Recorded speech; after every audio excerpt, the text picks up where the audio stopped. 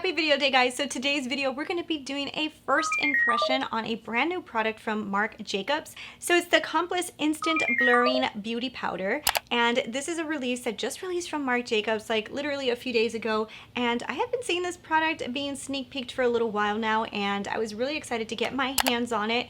If you guys did see, I already have a full review on the Marc Jacobs Accomplice Concealer. That is part of this collection. This is the whole like Accomplice line. And I will tell you guys that I'm really enjoying this concealer a lot. I actually have it on today. I have two shades of this concealer. I have one that is darker, one that is lighter, and I really enjoy that concealer a lot. So because I enjoyed the concealer so much, I was like, I really want to see what this Accomplice Instant Blurring Powder is all about. So I did pick it up, and we're going to be trying it on together in this video. I'm going to be giving you guys my first impressions, thoughts, and then at the end of the video, I will be answering some of you guys' questions on what you guys asked me about this powder in specific. So let's go ahead and let's get right into this powder. All right, guys, so when you first receive this powder, of course, it comes in the Marc Jacobs packaging. It is this cute black and white packaging that all of Marc Jacobs products come in. And then when you pull out this compact, guys, it is, of course, it is such a cool compact. It's very modern, very trendy, like Marc Jacobs. Marc Jacobs has really innovative packaging, and this was not shy away from that. This is super innovative, very cool packaging, and in the back you do get your shade color. The cool thing about this little compact is the fact that this little silver part here that looks like it would be just like a decorative piece is actually not a decorative piece. You can pull this out, and there is the brush to apply the powder. Tell me that that is not super innovative. Marc Jacobs always thinking of the coolest things. So in the inside, you do get a nice compact with a nice size mirror. So the whole entire design of it is very innovative and very cool. I will tell you guys straight off the bat, I was super excited for the design of this compact when I saw that this brush was part of it, because you know how usually it comes with a little powder puff? Who really uses that powder puff? I mean, maybe if you need a touch up during the day or something and you don't have a brush, you do use that powder puff, but I personally never use it. That's why I tend to never put powders inside of my bag. So I actually love this idea that this little brush is stuck in here. It is very cool.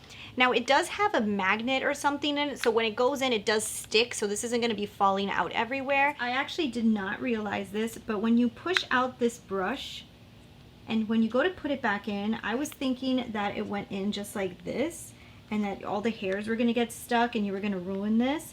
But I didn't realize this part here actually opens. So you're not going to have a problem with your brush getting destroyed, because this opens so that you can easily put the brush inside the magnetic. It's actually even more well designed than I even thought, because now the brush just clips in like that, and then you can seal it. So this is a super well thought out design. The one thing that I actually thought was a problem was this, but no, this is extremely, extremely innovative, and I actually think I'm gonna get a lot of use out of this brush, especially when I'm traveling. Taking this with me inside of my purse, because it is very, very, very convenient to have the brush just attached like this, so you won't lose it. So just wanted to jump in and show you guys that, because I think that this is super cool. Also, I feel like this mirror is actually pretty decent. It is a smaller mirror, but I can see almost my entire face, and if I get really, really close up, I can kind of see my face pretty good. So definitely this is a pretty decent mirror. For today's application, I of course used my Accomplice concealer, because this is part of the line. I wanted to see how it was going to work in conjunction with this powder. So I used the concealer to conceal under my eyes, and instead of setting it with a normal powder that I always set things with, just used the blurring powder.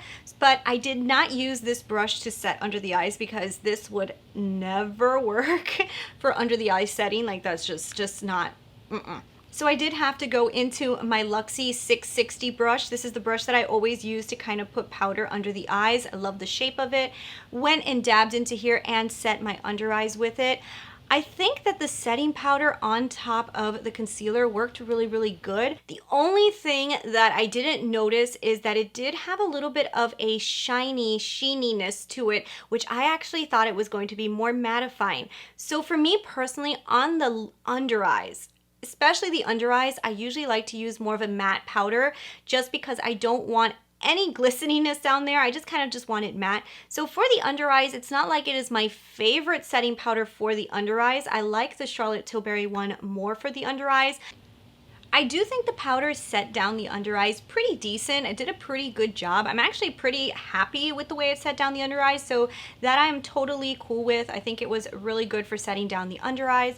So then after I did that, I did want to use this all over the face, and I did want to use the brush that came with it because, you know, if it comes with it, might as well see how it works together. I will tell you it was a little bit of a learning curve. When I first started to apply it, I was kind of like, ooh, this kind of like feels like a fan brush, you know, like the fan brushes that you would use to kind of apply highlight. So it's a very weird feeling to kind of like brush it onto your face. First I was kind of like, I don't know if I like this brush at all. But when I was using it, I don't know, I kind of feel like the way it was distributing the product, I kind of did enjoy. So I kind of have like a love-hate relationship with this brush to be able to sweep the powder over your face, like almost like if you're trying to like blur out stuff, and like the sweeping motion was actually pretty interesting. Not very used to applying powder this way, so it was kind of different for me. I'm not 100% sure if I like to use this brush or if I don't. Now I will tell you, like, just to like touch up when I'm out and stuff, this brush is gonna work fine. There's absolutely nothing wrong with it. But like for applying my makeup, I did want to also try using a normal brush that I would usually use. And when I dabbed it in here and started to put it on my face, I do feel like a normal brush is the way that I would apply this, just with the brushes that I usually use. I don't think I'm gonna get the use out of this little gadget here as I thought I was going to. I understand the purpose of it, and I do like the shape to kind of like sweep over the face. However, I just don't think it's going to be as practical as it seems that it would be. But using a normal brush and putting this on my face, I actually really like this powder. I got the tone 50, and I think this is Ingenuine. So I did get it in the color 50. Let's get into some of the specifics on this powder. So this powder is retailing for $49 US, and it is available right now on the Marc Jacobs website. It's also available at Sephora. So Marc Jacobs describes this as a blurring touch-up powder in a chic compact with a built-in brush that sets, blurs, and reduces the look of shine, perfect for on the go. It also is coming in 4 different shades. So I do actually really like the silky feel of this powder. This powder has an extremely silky, nice feel. And when you do apply to your face, you do actually feel like it is kind of blurring. Marc Jacobs has a really nice silky feel to a lot of his powder products, and this one does not stray away from that. This has a beautiful silky feel to it. So this is definitely not as matte as I expected it to be. I actually thought this was going to be a very matte powder, a setting powder kind of matte, and I feel like it does have a little bit of glisteniness to it. I actually like it all over the face because that glisteniness does add a little bit of life back into the face instead of mattifying all the way. It just depends on your preference when it comes to mattifying versus a little bit of glow. So after I applied everything on my face and I was kind of finished, I actually really enjoy the final effect. I'm having a really good makeup day today. Like, I feel like I look tan, I feel like I look healthy, I feel like I don't look cakey. I'm having a really good makeup day, and I do think that this blurring powder has something to do with it. I think it really did help set down the face, and it looks really nice. I do feel like my face did get mattified, but I don't think that this is in a high intensity mattifying powder. So if you're extremely oily, I don't know if this is going to mattify you as much as you want.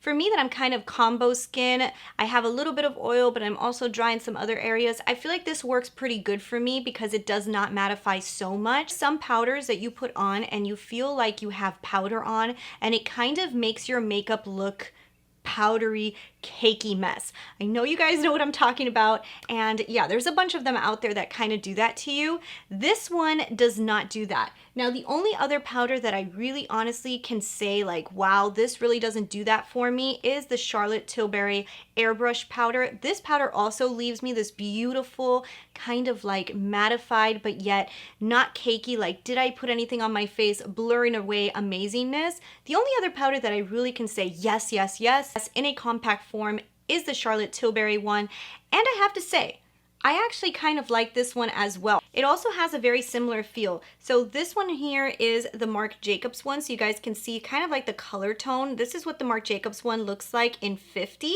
And then next to it, I'm just gonna show you guys, this is the Charlotte Tilbury one. So this one right here is Charlotte Tilbury, and that is in number 2 medium. And this one right here is Marc Jacobs in 50. If you guys can see, the tones are very similar and the feel is very similar. Like these both have almost like a silky wet feeling when you're touching them. So they kind of feel like really delicious on your fingers. So you're kind of like, ooh, this is gonna like kind of glide on the face. I really like the formula of this product, but there is a slight sheen in here that you don't see in the Charlotte Tilbury one. The Charlotte Tilbury one is very matte. This one almost has like a little bit of sheeniness. So when I kind of look very close up, I can see that my face does look like it has like a glow to it all over. And that's coming from this product because that's the only product that I put all over the face. And everywhere I do see a little bit of glowiness. You can almost see like little speckles of glitter that it's making my face kind of look sheeny. So I'm gonna go ahead and jump into some of the questions that you guys had to ask about this powder.